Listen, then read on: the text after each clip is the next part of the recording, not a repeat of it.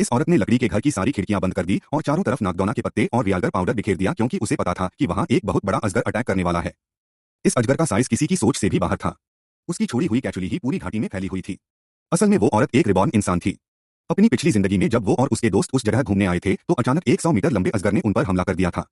जान के खतरे के सामने उसके बॉयफ्रेंड और बेस्ट फ्रेंड ने ना सिर्फ उसे अकेला छोड़ दिया था बल्कि उसे बेहोश करके अजगर का ध्यान भटकाने की कोशिश की ताकि वो लोग बच सके। औरत अजगर का शिकार बन गई थी। शायद ऊपर वाले को भी उसके बॉयफ्रेंड का घटियापन बर्दाश्त नहीं हुआ और उसे दोबारा उसी आउटिंग वाले दिन पर वापस भेज दिया।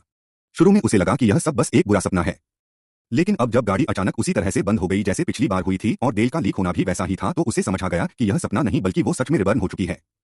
साथ ही न्यूज में भी बताया गया कि लैंडस्लाइड की वजह से सारे रास्ते बंद हो चुके हैं।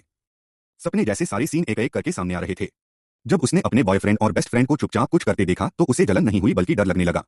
उसी वक्त उसका पैर जमीन पर पड़े एक कचुली पर पड़ा और उसकी रूह कांप गई। उसने तुरंत सबको पहाड़ पर जाने से रोका और उन्हें अजगर के बारे में बताया, लेकिन सबने उसका मजाक उड़ाया। उसने बार बार स्नेक स्किन की तरफ इशारा करके समझाने की कोशिश की, लेकिन कोई मानने को तैयार नहीं था कि इतना बड़ा अजगर असल में एक्सिस्ट कर सकता है। उल्टा वो लोग बोलने लगे कि अगर ऐसा कोई अजगर है तो रात में पकड़ के उसका सूप बनाएंगे। किसी को अंदाजा नहीं था कि अजगर ने उन्हें पहले ही टारगेट कर लिया है। उसी वक्त रिसोर्ट का मैनेजर आया क्योंकि उसे पता चला कि इनकी गाड़ी खराब हो गई है और वो सबको लेने आ गया ताकि वो वहीं रेस्ट कर सके। औरत के मन में डर था, लेकिन उसके पास कोई ऑप्शन नहीं था। उसे सबके साथ रिसोर्ट जाना पड़ा।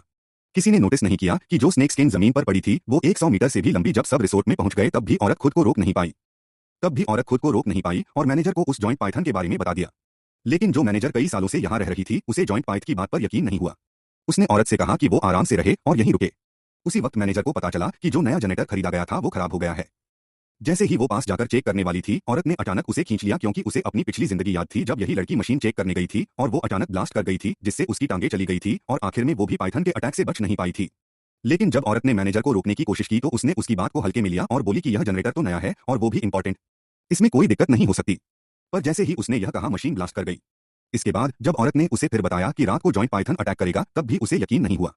मैनेजर की आंखों में शक देखकर औरत ने तय किया कि अब वो खुद की तैयारी खुद करेगी।